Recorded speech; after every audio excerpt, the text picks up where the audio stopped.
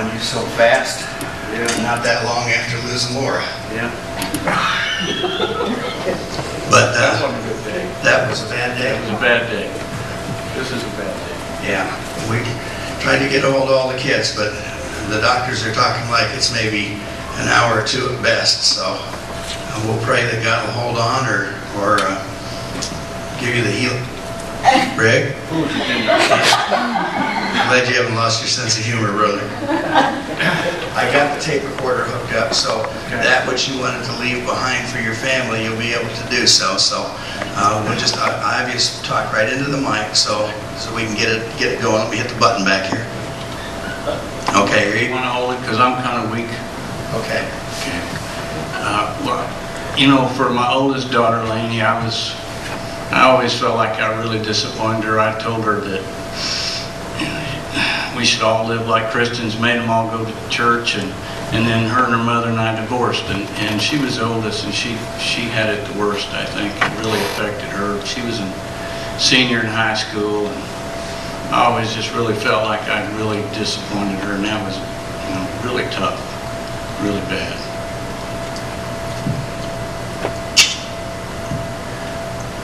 You want to leave that behind, brother? Because I know you got regrets there, but you know, you and Laura, when you got together and got married, showed her the redemptive power that God has in people's lives, and then lived out a Christian marriage before her. And I hope so, because it's ate at me for a long, long time. I'm 93, and it's still eating at me. Have you bathed since '86? Do I smell that bad? I'm sure it's the disease, brother. Let me turn the recorder back on for you, okay? I just want to, you know, we'll go back and maybe let you listen to this again after, okay? And Casey, she was such an athlete. I mean, she was good at everything, track and softball. But I had a rule, you know, you don't do those things on Sunday. And I made her miss some stuff. It cost her some. She had coaches that got really mad because I wouldn't let her go, and her friends would get upset. And I know probably in her heart she's always had a little bit of resentment to me for that, because I put church above everything. That's what we did. You sure you want to share that with her? Because, brother, you lived out putting God first in your life with her, and now look where she's at and how she's raising her kids. Yeah, I guess you're right. Well, I'll turn it back on. Didn't think about that. And then Dustin, you know, he was my pride and joy because he was my first boy. And my dad never, ever said the words, "I love you" to me. So in response to that, I went overboard, and I told Dustin I loved him all the times. And I did it sometimes when I knew it would embarrass him. Kind of enjoyed it, I think, maybe a little bit. But it really embarrassed him. And I think I did it to make myself feel better. And I think maybe I forgot what it was making him feel like, and belittled him some when I did that. It bothered me a lot.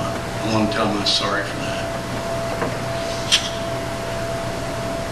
You realize you're telling your son you're sorry that you loved him, or that you told him that you loved him? Sorry, I said I was sorry.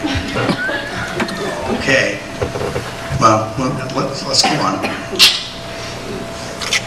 Then I think about poor Sabrina. I rode her really terrible.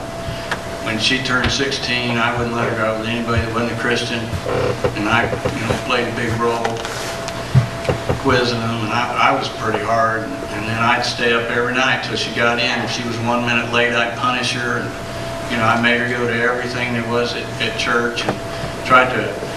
I think sometimes she felt like I was cramming it down her throat. There was nice boys that wanted to date her that I wouldn't let date her. And I don't know, maybe I'm sorry for that. You sure you're sorry for that, Ray? Because she's serving the Lord now. She's married to a pastor. Yeah. raising a bunch of kids. I mean, you must not have put a bad taste in your mouth for parenting a kid, because she's raising a bunch of Christian kids now. Well, you're not done yet, are you? Right. I was so determined that he was not going to be like his natural father that I was just mean to him sometimes. Because his father wasn't what I would consider to be a Christian. He may be, but he didn't act like it. And you know, I watched what Ryan did and what he said, and I tried to watch what he did on his computer, and I didn't want him to be just not capable of doing anything. And I made him work when he'd rather have played games, and I was harder on Ryan than I was Dustin.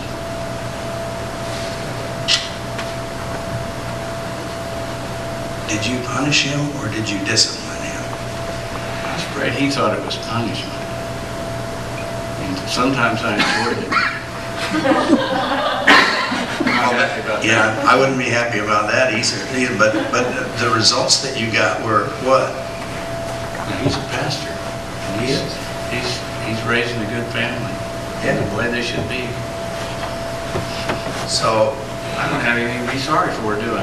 I'm thinking, just a minute. I just erased it. Did you want to start over? Or? I think I'll just go home.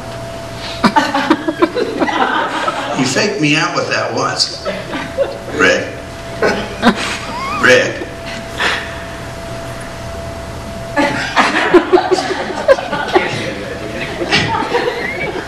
I'm still here.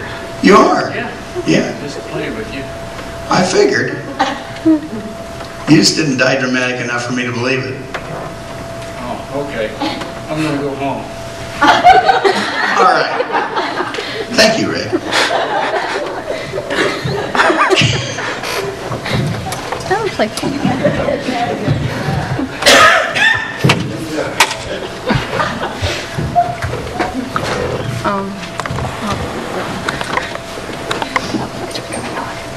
We all have regrets. I'm in the red mic. We all have regrets in life. One of mine may be doing that skit later. I don't know. But it was a fine example for us, Rick, of the fact that we can be focused on things sometimes and not see them the same way God sees them. We can be focused on things that we maybe think are important or are important to other people and not see the true importance that was there. What will be our deathbed legacy? And will it be what we think it is? Will we even be able to see what our true legacy is? The Bible says that the heart's deceitful above all things, who can know it? And the intentions of the man on his deathbed back here were good, to make amends, even as we heard Lavinna confess something from, what, 70, 80, 90 years ago this morning? And I was teaching a Hitchcock God. Yeah. My first year. So you were 22 about? 23. 23, about 71 years ago. And the Lord brought it to your mind. I believe more than the devil makes accusations, God allows him to do that, to give us opportunity to turn things back to God. We look back with regrets a lot of times. But a lot of the things that we look at with regret are things that God has used to build us and to build other people. It's all about the impact that we have in other people's lives. It's all about the impact that we have for God, for Jesus Christ in people's lives. It's all about the impact that we allow God to make in people's lives through us. There is a deep longing in people's hearts to find